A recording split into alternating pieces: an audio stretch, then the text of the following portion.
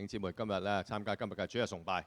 感謝弟兄姊妹參加今天的主日崇拜。現在我請大家起立，我哋請大家預備嘅心，我哋敬拜神。請播主在聖殿中。請大家預備我們安靜的心來敬拜我們的神。大家可以默禱一陣間。大家也可以默禱啊。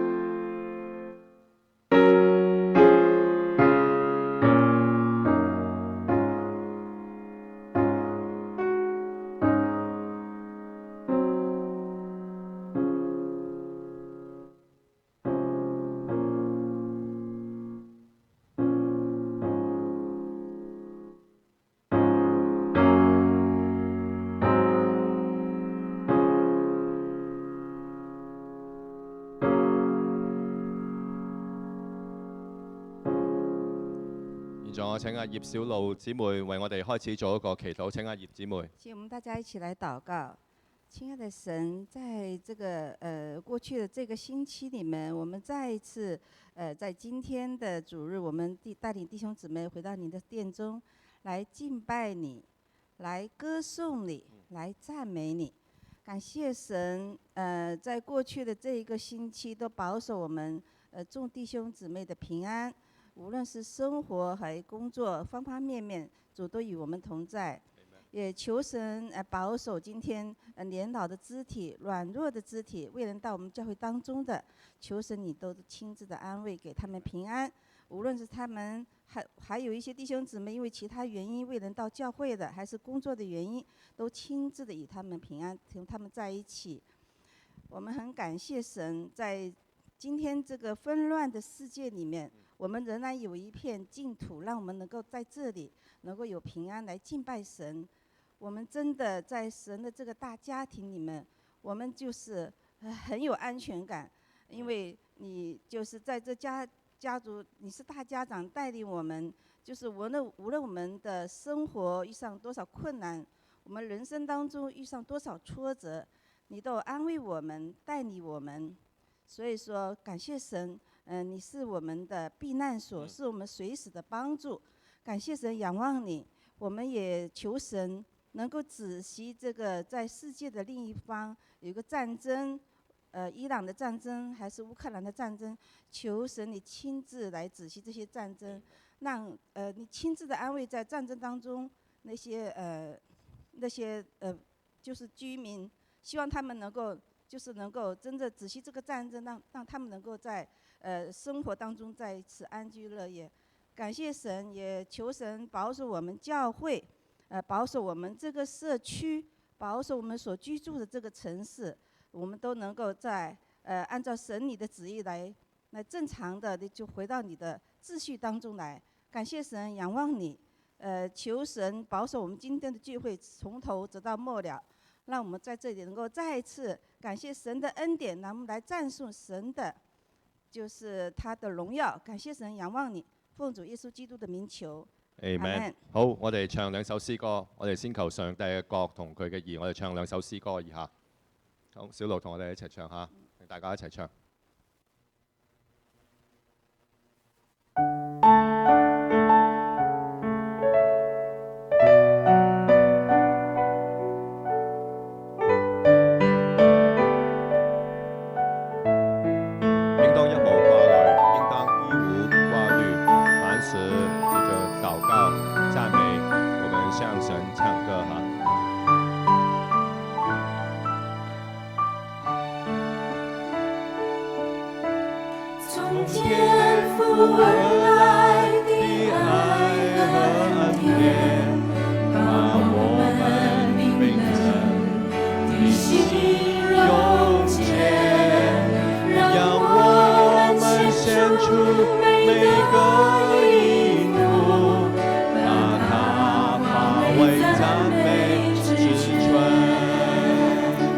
让我们将爱都举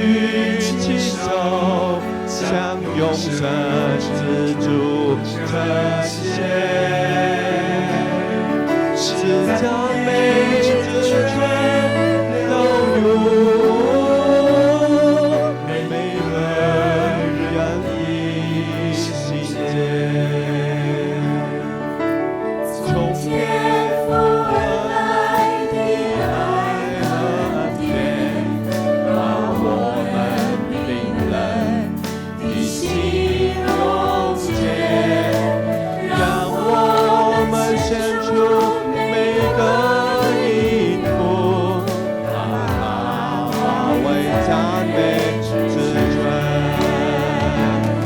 让我们将抬高，举起手，向永生之主称谢。是赞美之泉流入每个人的心间。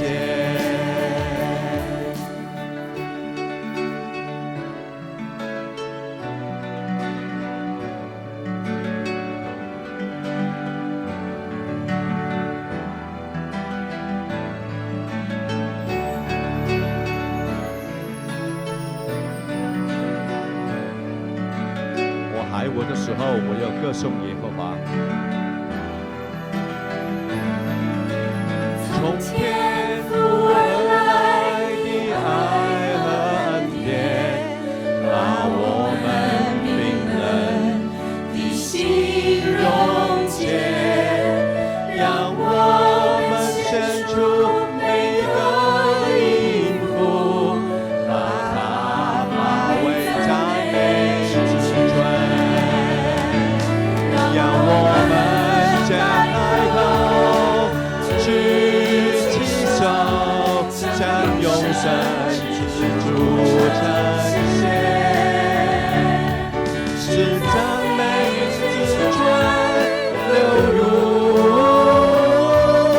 每个人的心间，让我们将抬头，举起手，向永生之主称谢。是赞美之泉流入每个人的心间，让我们将抬头，举起手，向永生之主称谢。是赞美之泉流入每个人的心间，是赞美之泉流入每个人的心间。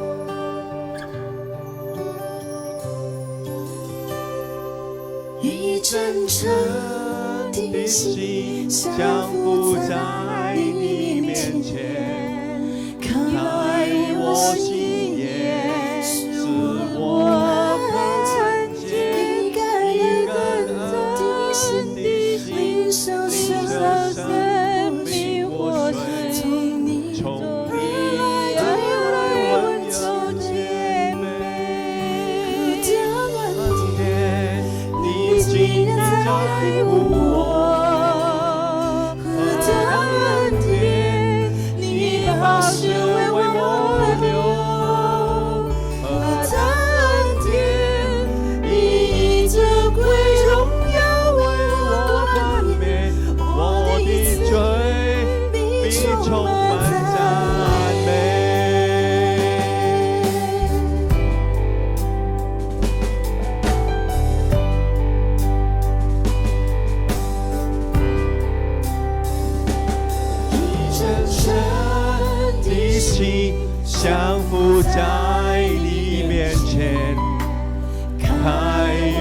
心眼，使我看见一个恩的心，领受生命活水，从你而来，温也温谦卑，何等恩典，你今夜在乎我，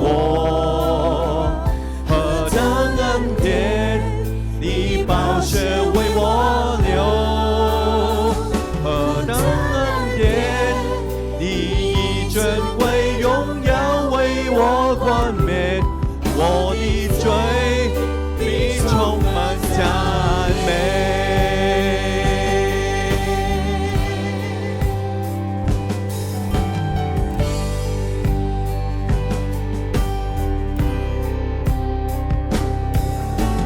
你已落去我所有枷锁，你已落去我所有重担，你已落去我所有伤悲，你的名配得所有颂赞，你已落去我所有枷锁，你已落去我所有重担，你已落去我所有伤悲，你的名配得所有颂赞，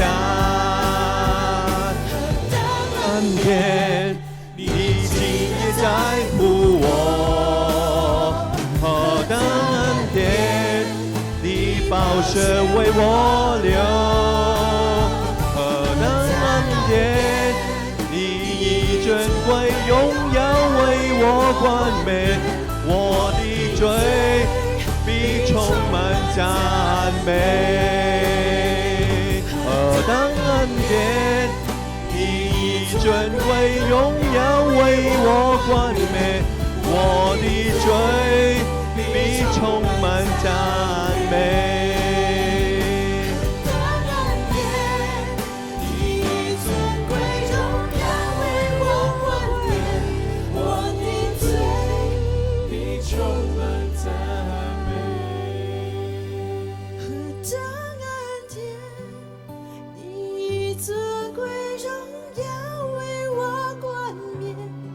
我的罪必充滿讚美。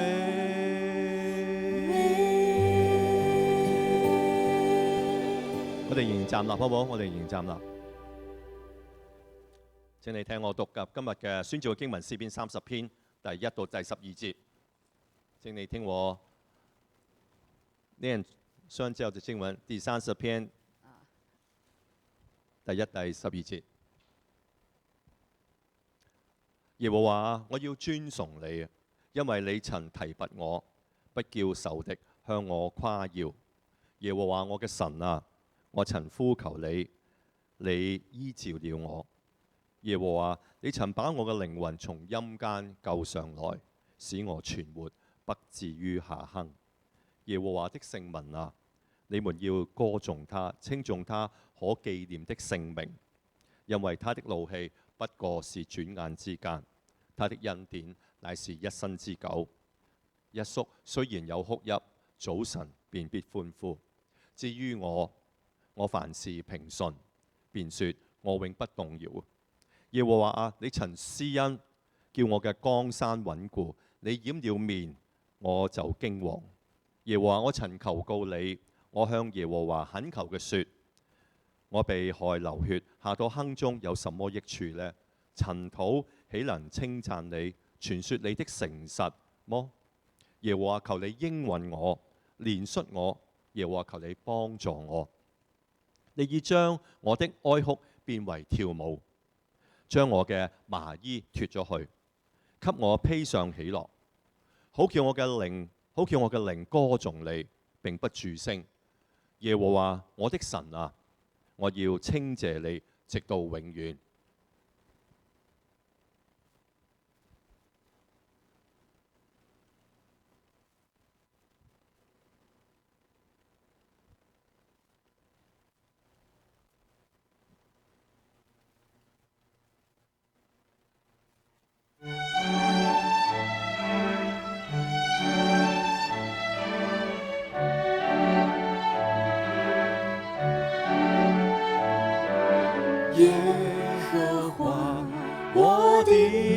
神啊，我的意尊崇你，你医治我的把握，是我唯有福的。一生虽有呼吸，就成变万物，因为耶和华的恩典乃是一生之久。你已将我的爱普遍为跳舞，脱去麻衣，披上喜乐，我的灵不住声来歌颂赞美，我的心永远称谢。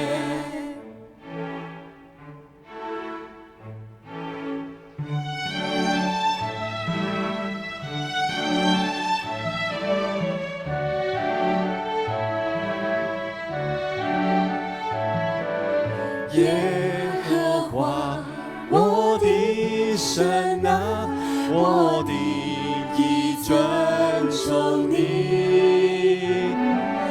你医治我的把握，是我唯有福的。一生虽有呼吸，就成变万物，因为耶和华的恩典乃是一生之久。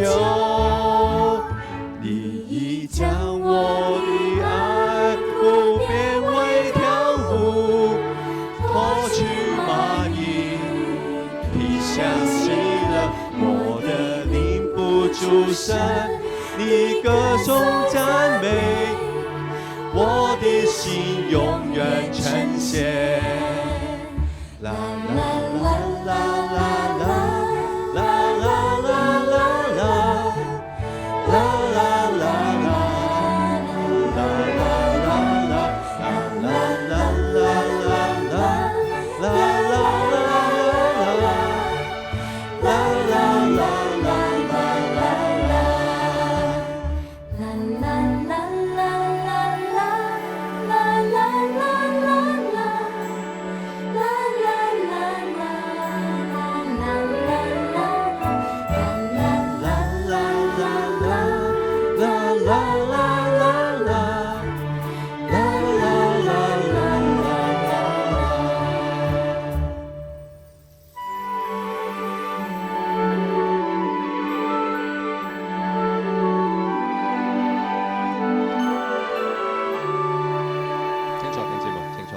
姊妹，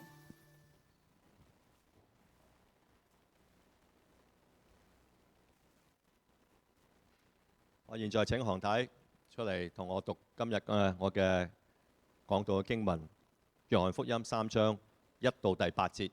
讀完之後，請大家同前後左右嘅朋友，一個星期冇見嘅教友，好耐冇見嘅教友，去同佢問安，好唔好？請何太，唔該，何太。我們請何太讀今天的就約翰福音第3章1到8節，然後是問安的時間。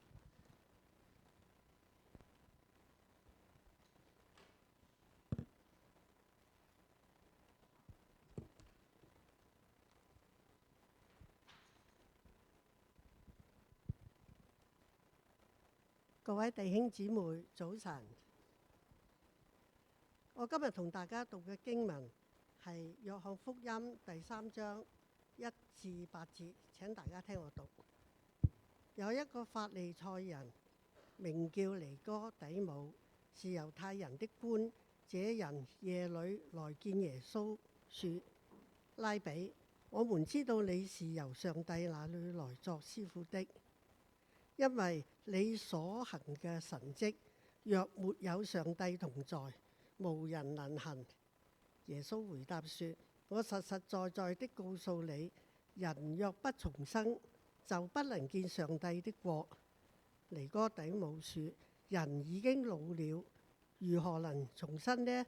豈能再進母腹生出來麼？耶穌說：我實實在在的告訴你，人若不是從水和聖靈生的，就不能進上帝的國。從肉身生的，就是肉身；從靈生的，就是靈。我說，你們必須重生。你不要以為稀奇，風隨着意思吹，你聽見風嘅響聲，卻不曉得從哪裏來，往哪裏去。凡從聖靈生的，也是如此。感謝神嘅話語。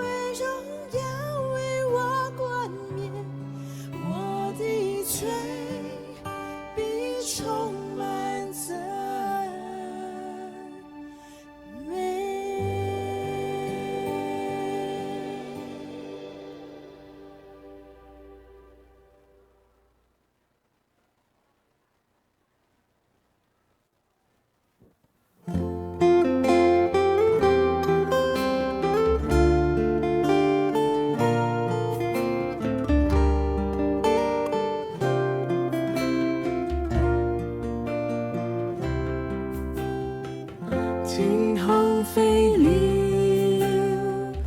不收不種，你天父尚且養活它，野地青草。弟兄姊妹早晨，天姊願妹早上好，請坐。请大家回到自己的座位当中。好，我希望大家再檢查個手機嚇。我希望大家再檢查一下你們的手機啊，有沒有完好全的？我嘅聲音咧都要調校，因為好有個細聲啲可以連住錯我們。希望有個安靜的環境啊。好，1、2、3、4，1、2、3。好，弟兄姊妹，我哋今日我要宣講上帝嘅道係我需要重新嘅生活。今天我要宣講神的道，就是我需要重新生命。如果大家係真係有機會再可以重生嘅，如果大家有一個機會，我們真的可以重生，或者你會想到喺年青嘅時候錯過咗一啲嘅機會、一啲嘅事情，或者你好想會在回想起年輕的時候錯過一些機會，好想去真係俾一次自己嘅機會去重生。很想給自己有個重新的機會，有沒有呢？大家有沒有？如果有機會再次，你願唔願意呢？如果有機會再次讓你重生，你願不願意呢？有一樣嘢，有一件事，有一件事情，你一定好希望會重生。你一定很希望能夠重生。若果喺你一生裏邊有啲愛嘅親人，有啲最愛嘅朋友，有啲最愛嘅事物，一啲最愛嘅一啲嘅事情，如果你冇喺嗰個機會裏邊去把握住，我相信你好想重新再嚟過。如果你在一生當中，你最愛的親人、你最愛的朋友或你最愛的事物，如果有機會重生，你想不想呢？我好想再重新有機會同我最愛嘅人一齊。我很想重生，跟我最愛的人在一起。我好記住，我好掛念嗰啲事。我很記住，很思念他們。重新喺聖經裏邊呢個故事，我哋好值得去思想。重生這個在這裡面的故事，很值得我們去思想。舊有嘅事情，舊有的事情，舊有的事情，有機會去再相遇。我很想有機會再一次相見。但係重生亦都可以話係一個醒悟過來，重生也可以叫做一個我們醒悟過來，係醒覺嘅意思。醒覺的意思。我講俾大家知，告訴大家，一個人能夠醒悟過嚟，呢種重生嘅機會喺一啲嘅戒毒嘅人身上，我哋見到。那麼我們一個人在醒悟過來，這個機會在我們人生當中可以見到。佢哋前半生可能被毒癮係磨滅得好厲害，然後佢有機會戒毒，佢重新過來，過一個新嘅生命。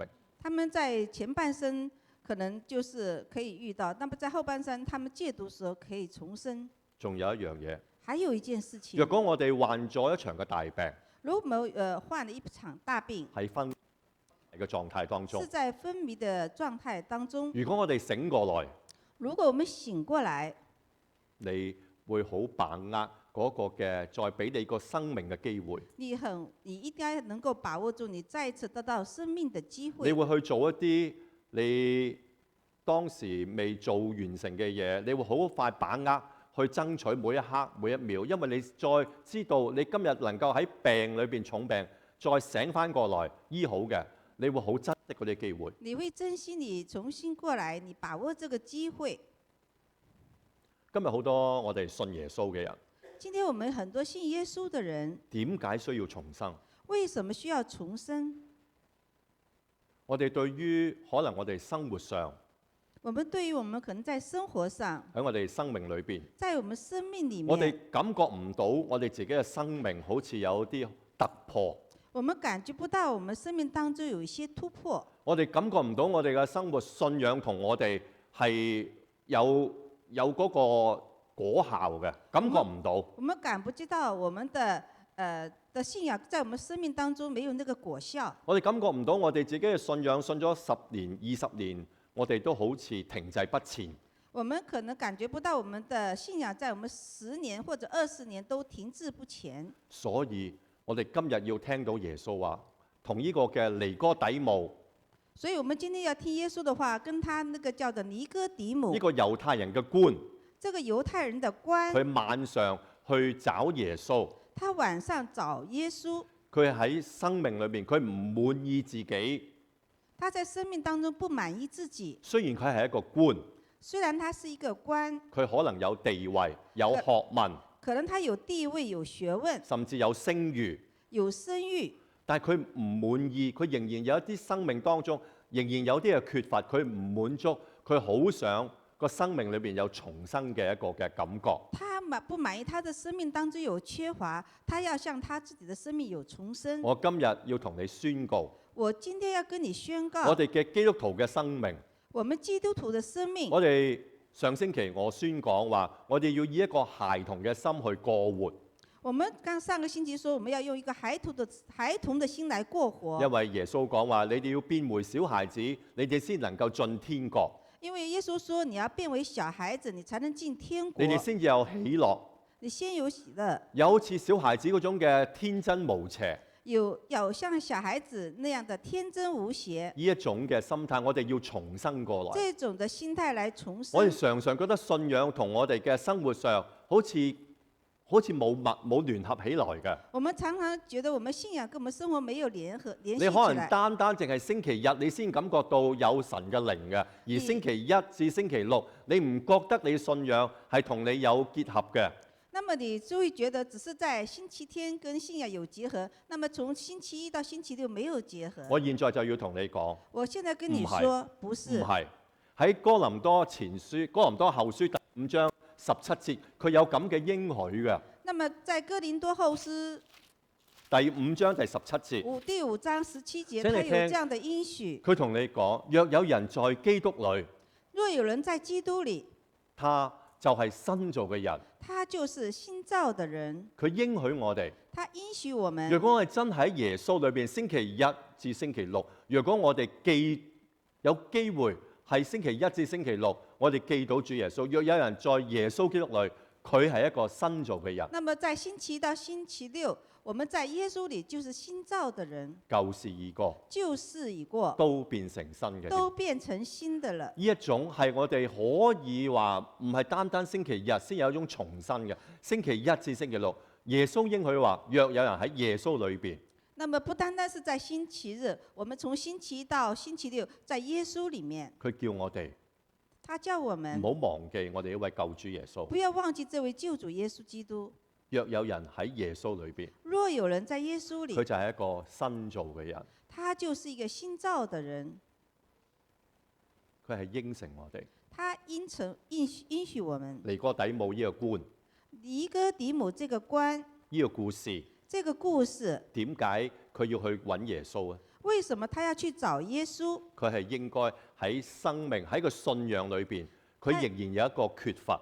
他應該在他的生命裡，在他的信仰裡有缺乏。佢外邊係美滿，但係佢內心仍然有一個空間，沒有嘢能夠填滿嘅。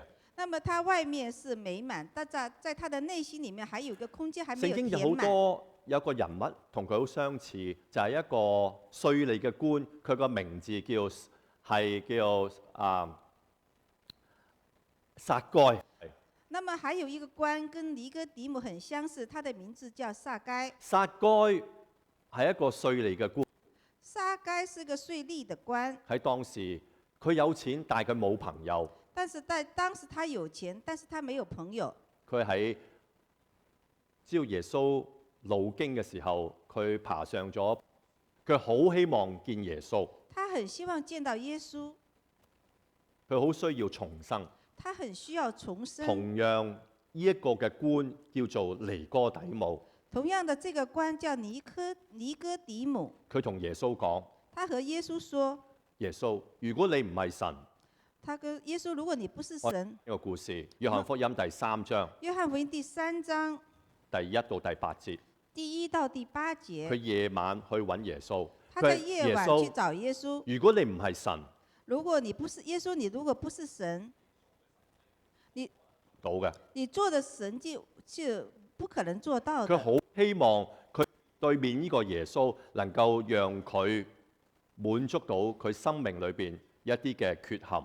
他面對耶穌，很想讓他滿足他心裡面所遇到的缺陷。請你聽清楚。請聽清楚。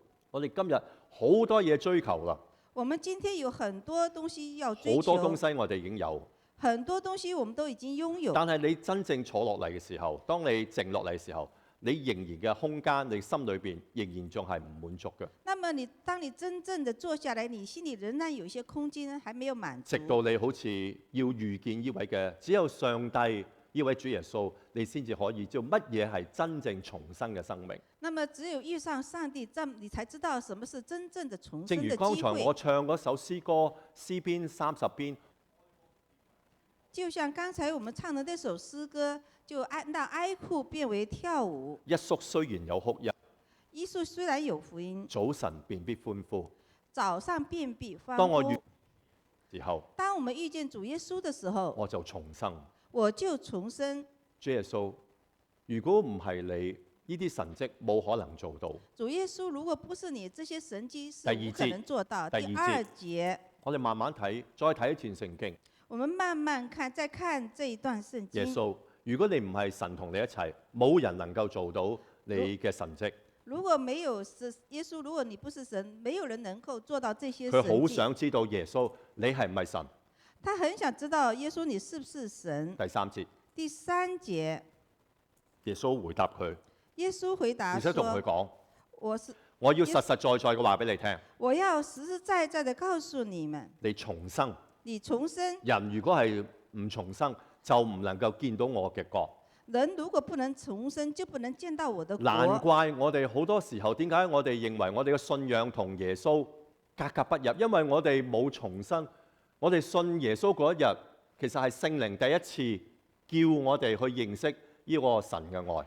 那麼我們信耶穌的第一天是能夠見到神，但是我們的信仰跟耶穌還格格不入。第一日我哋係知道神係愛，我們第一天知道神的愛，跟住我哋嘅生命係點樣啊？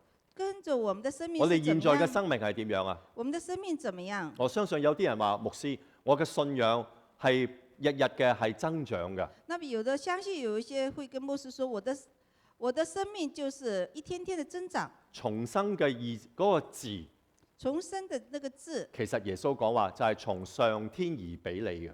是上天給我們的。重生嗰個字唔係自己可以話重生嘅。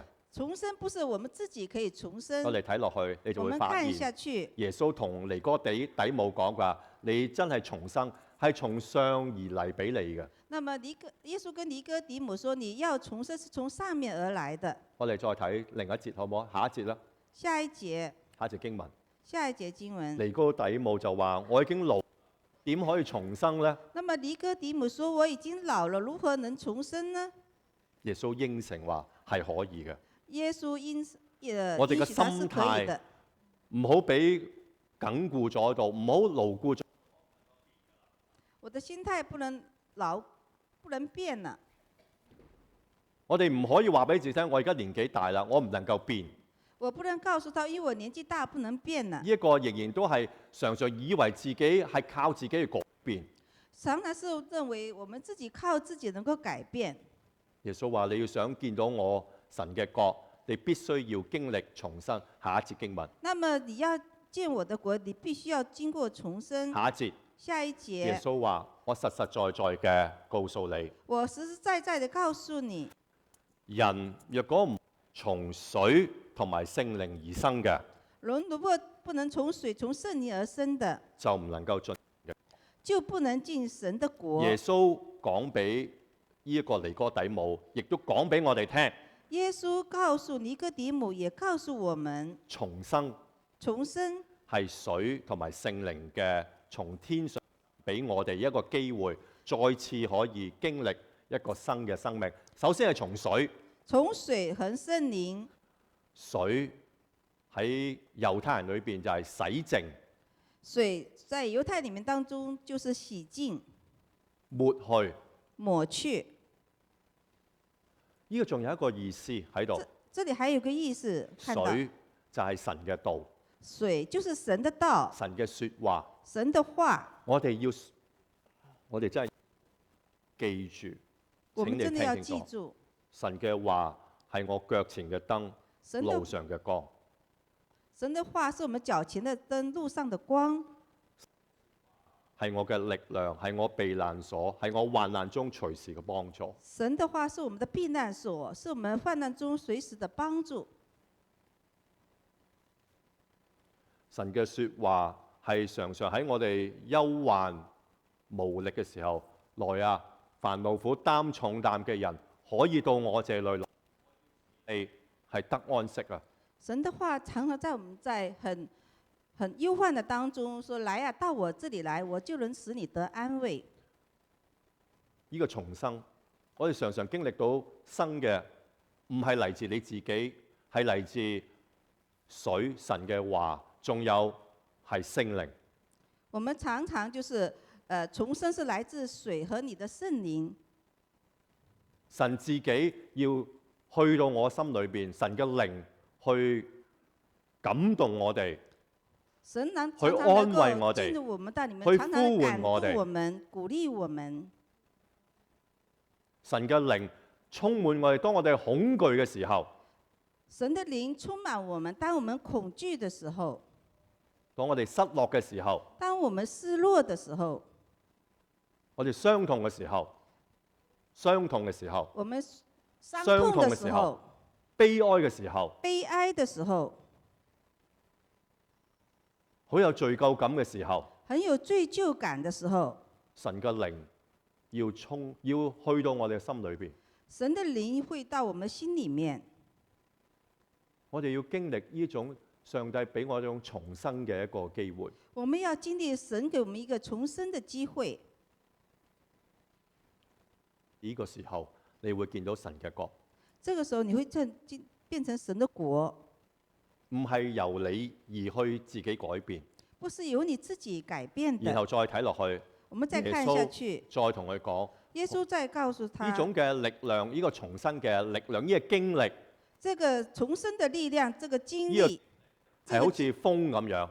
就像風一樣。下一節，下一節，我哋呢個肉體就係經歷肉體世界嘅事，我們這個肉體就經歷世界的事。我哋就喺呢個嘅空間裏邊經歷所有我眼前我摸到嘅東西。我們在心裡的空間，我們眼前所摸到的東西。但有啲嘢但有些事情係只有心靈裏邊上帝俾我哋先經歷到嘅。只有我們在心靈裡面，上帝給我們才能經歷到的。最後嗰兩節，請你最後這睇埋。兩節，佢話呢種經歷好似一個風咁樣，他說這種經歷就像風一樣，我必須要重生。必須要重生。你唔好以為稀奇，你不要以為稀奇，你去經歷。你會經歷。我為咗呢篇嘅道，我為咗呢個嘅道，我為了這篇道，這個道，我好想去宣告，我很想宣告，我要讓上帝嘅水同埋嘅靈充滿我，充滿你嘅道。我很想讓上帝的水跟靈來充滿我，充滿你。你要記住神嘅説話，神嘅靈喺你個心裏邊，佢要叫你重生，每天都可以嘅一個機會，去經歷到一個舊事已過都變成新嘅。我要讓你這個上帝的靈在充滿你，每天都經歷過，舊事已過就變成新的了。剛才詩篇第30篇講，剛才詩篇第30篇這樣說：一宿雖然有哭泣，日數雖然有福音，下一句，下一句，早晨便必早上歡呼。就變為歡呼。神嘅愛係一生之久，神的愛一生之久，佢個怒氣不過是轉眼之間。他的牢記不過是轉眼之間。有一天，我哋眼淚會被上帝抹乾。有一天，我們的眼淚會被上帝抹光。啟示錄第21章，啟示錄第26章。到那天嘅新天新地，在那天的新天新地，再沒有眼淚，再沒有眼淚，再沒有疼痛，再沒有疼痛，再沒有死亡。再沒有死亡。喺啟示錄嘅第21章，在啟示錄的第11章，我哋係可以有呢種嘅重生嘅，我們可以有這種重生，因為好似個風咁樣吹到我哋。最後嗰兩節，就像下一節，風一樣吹進來。下一節，最後一節，佢話你感覺到佢，但係你摸唔到佢。就像風一樣，你感覺到它，但你卻摸不到它，涼快。你感到很涼快。神個靈就係好似喺聖經裏邊形容好似風咁樣，神的靈就像聖經裡說，像風一樣。風係有力量㗎，風是有力量雖然你的，睇唔到，雖然看不到，佢可以吹起呢啲嘅嘢。但是它可以吹一些東西。風係感覺到，但係你摸風是可以觸摸唔到。感覺到，卻摸不到。神喺度，神在那裡，你唔好話上帝唔喺你身邊。你不要說上帝不在你身邊，上帝永遠都喺度。上帝永遠都在這裡。上帝用一種好似風嘅一個二人法，去讓我哋經歷到佢。上帝像風一樣，讓我們能夠經歷到它。最後重生，重生。如果沒有重生，我哋唔知乜嘢世界真實嘅永恆嘅價值。我們就不知道世界什麼是真實的永恆的價值。若果沒有重生，如果沒有重生，我哋唔知乜嘢叫珍貴，咩叫永恆，咩叫短暫。我們就不知道什麼叫珍貴，什麼叫短暫。有一段聖經，我好想同你去講嘅，我有一段聖經，我很想跟你說，係腓立比書第3章，腓立比書第3章，係一個好愛神嘅僕人保羅講嘅。是一個上帝很愛的僕人保羅說的。佢話：我以前以為與我有益嘅，我以前以為對我有益的。我哋睇腓立比書第3章，我們看腓立比書第3章，佢話：我以前以為與我有益嘅，我以前以為與我有益的，現在因着耶穌基督，我已經覺得係對我有損啦。我現在因為耶穌基督都當作有損的。保羅係一定經歷過重生。保羅一定經過重生。第8節，第8節，但如此，不但如此，我亦將萬事當作有損，我也將萬事當作有損的，因我以認識我主耶穌基督為至寶。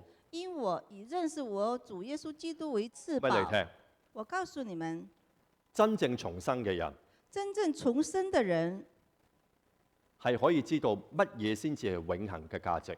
才知道什麼是值得永恆的價值。你同我今日可以大膽咁講，你跟我今天可以大膽地說，我現在所物質我眼我肉我手摸到嘅，呢啲唔係永恆嘅。那麼我現在真正我手摸到的不是永恆。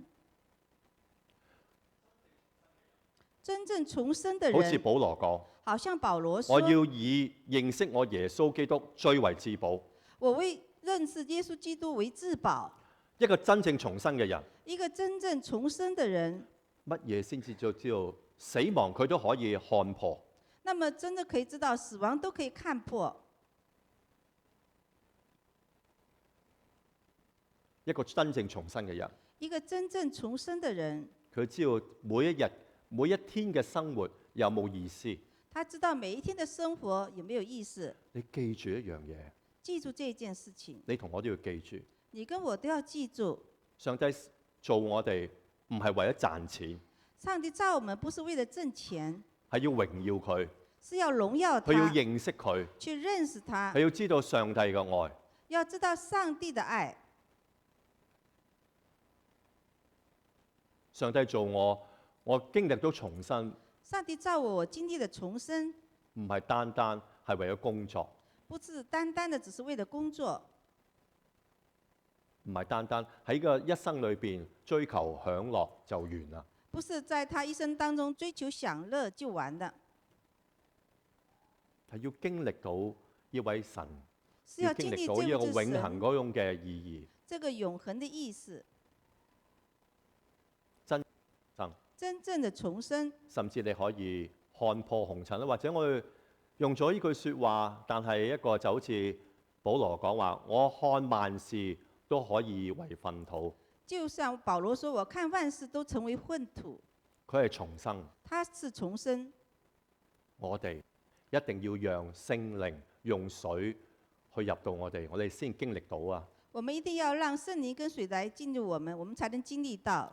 你可以一個好似小孩嘅去過生活，因為我哋需要呢個重生啊！你可以像小孩一樣過生活，因為我們需要重生。我哋有一個盼望，我們這個盼望，我哋呢個盼望係重新話俾佢聽。這個盼望是重生讓我們知我哋道，將來會遇到我哋一啲我哋在世嘅時候，佢在世嘅時候認識耶穌嘅親人啊！我們將來會遇到我們在世的時候遇到的親人，呢個係我同你嘅把握。這是我跟你的把握。我哋做個祈禱。我們做一個禱告。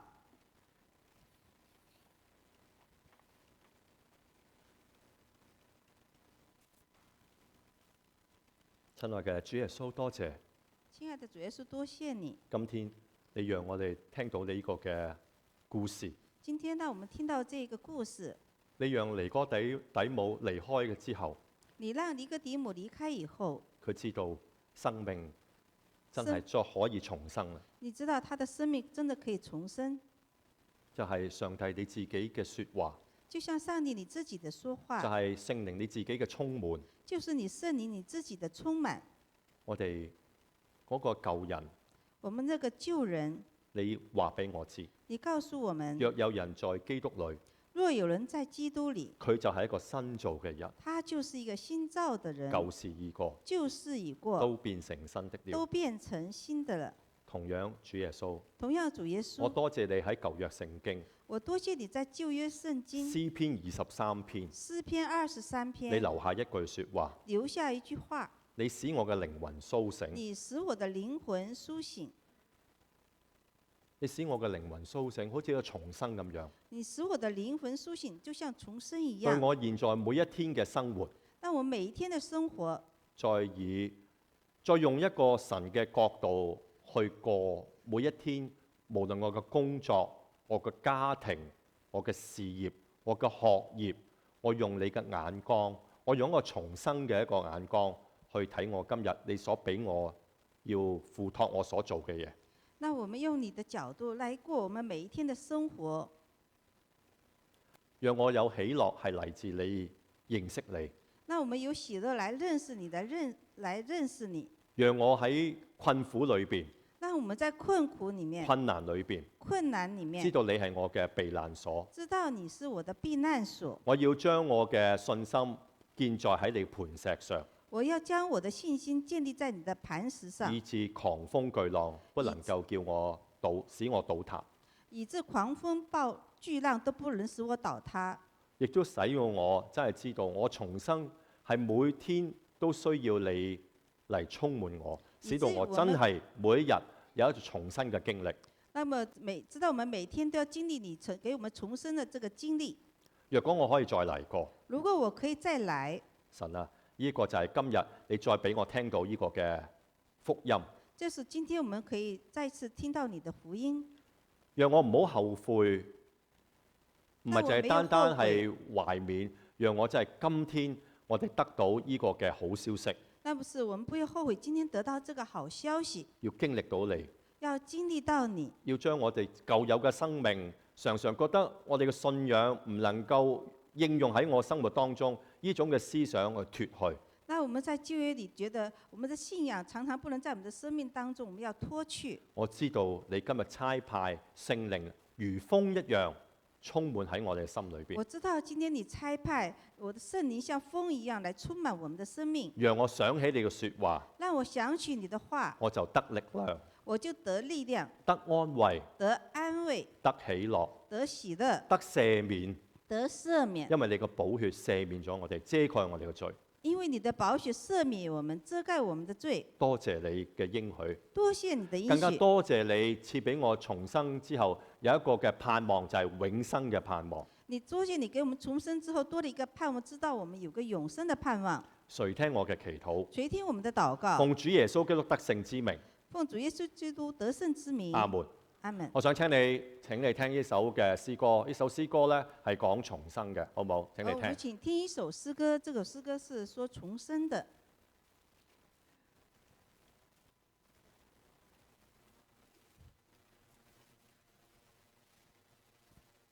Bisa berbagi padamu kasih有太宽，也历来见耶稣，因为知道耶稣是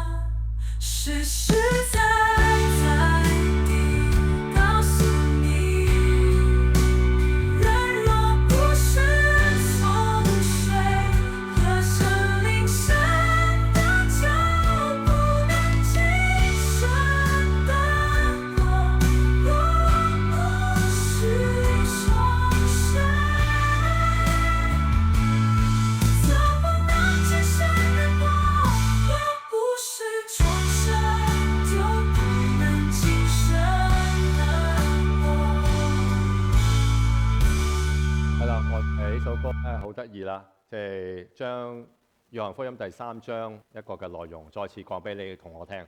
這首歌很有意思，就再次將約翰福音第3章，就是告訴我們。我哋唔單止要見神嘅國，我哋仲想去到天堂。那麼最後我們不單是要進神的國，還要進神的天堂。冇人唔想去地獄啊！沒有人想。只有撒旦希望你去地獄。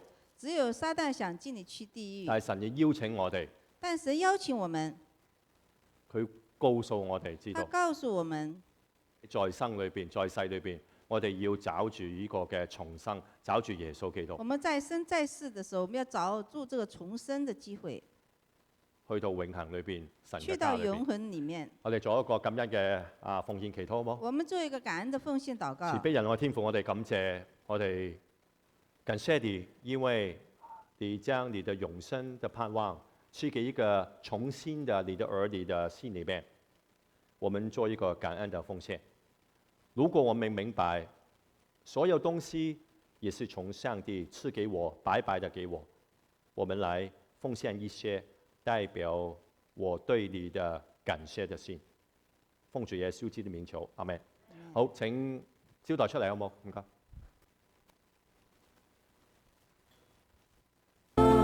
流水般短暫，他都悉心裝飾。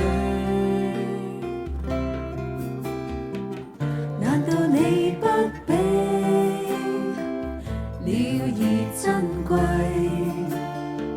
愁淚那可使你的歲月變多？難道你一生就是這樣憂慮？吃什麼，喝什麼，穿什麼？你們要先祈求他的國與他的義，你所需的都要加給你。明日只有明日的憂慮風雨，一天的難處，一天當可救了。你們要先祈求他的國與他的義，你所需的都要加給你。明日只有明日的憂慮。佢嘅全福音女士裏邊。那麼願上帝親自賜福他的奉獻，能夠用到在福音的事工上面。好，我哋有啲嘅好簡單嘅報告，請大家係我們有一個很簡單的報告。我哋今日係第3個星期咧，大家唔好客氣。完咗崇拜之後，可以去到接待處有一個茶點嘅招待。那麼第3個星期，我們大家不要客氣，在崇拜的那個接待處後面有一個茶點。物輕情義重，最重要咧係可以攞住啲少少嘅食物啦，可以同大家傾下偈，去問下近況，好唔好？那麼物輕情義重，最主要是大家在茶點的相聚當中，大家可以很好的溝通。請大家留步。另外一個就4月份開始咧，中文部我哋會恢復翻喺過去幾年咧有一個叫做晨曦嘅早餐會。喺4月份，我哋會喺4月18號星期六早上10點鐘嘅英文部禱庫咧，我哋會有一個恢復翻個早餐會。那麼從4月份開始呢，中文部將恢復每月1次街坊的晨曦早餐會的福音工作。教會就是會在4月18號的早上10點鐘，在英文堂土庫做一個這個喺呢個恢復翻呢個早餐會嘅同時咧，我哋都希望提供一個嘅全福音嘅訓練嘅技巧班。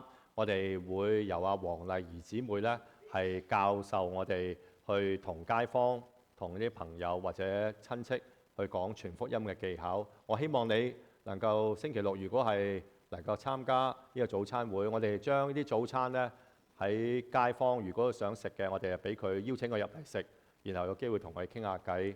唔係一定話要好勉強一定要信耶穌，但係我希望首先要認識佢，好冇？那麼在提供早餐會的同時，我們也會有一個福音音訊的訓練技巧。班，由王丽仪姊妹来带领，教我们怎么样去就是这个福音的技巧。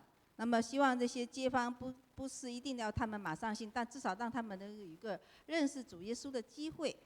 但係我希望你咧能夠嚟參加啦，去上呢個嘅學習，從阿黃麗儀姊妹嘅身上，我哋可以點樣有嘅技巧啦，點樣去聆聽啦。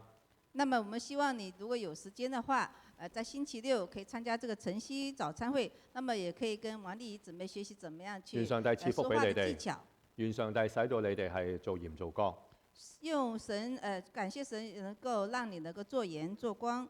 希望你哋彼此相愛，希望你們彼此相愛，行出神嘅道，行出神的道。不要單單聽到，亦都要去行出神基督嘅愛。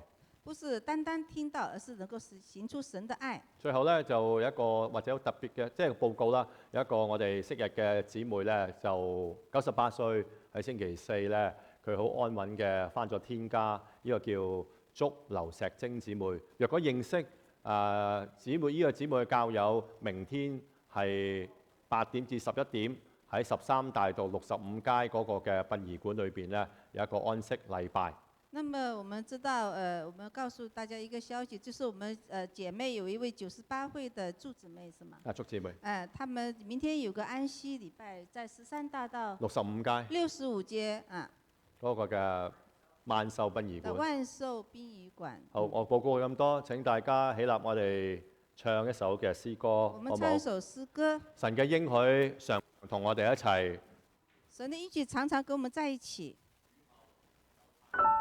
雨後有太陽，這是神的應許。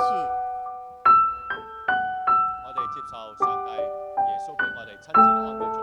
我們唱完以後是神的祝福。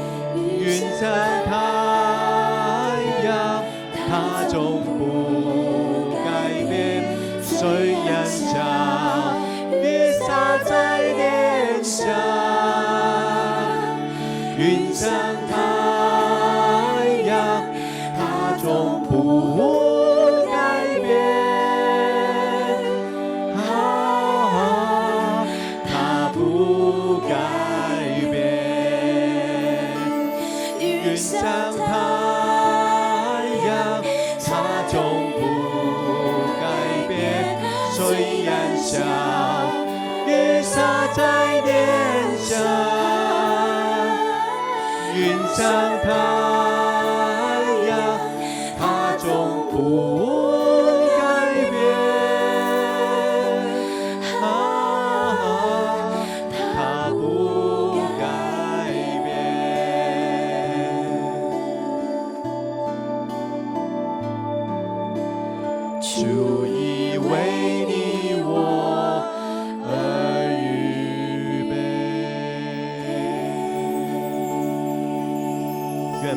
神称自己的人完全诚信，又愿你们的灵与魂与身子得蒙保守，在我主耶穌基督降臨的時候，完全的沒有可以指責。Amen。好，請大家出到去接待處係享用一啲嘅茶點。外面接待處有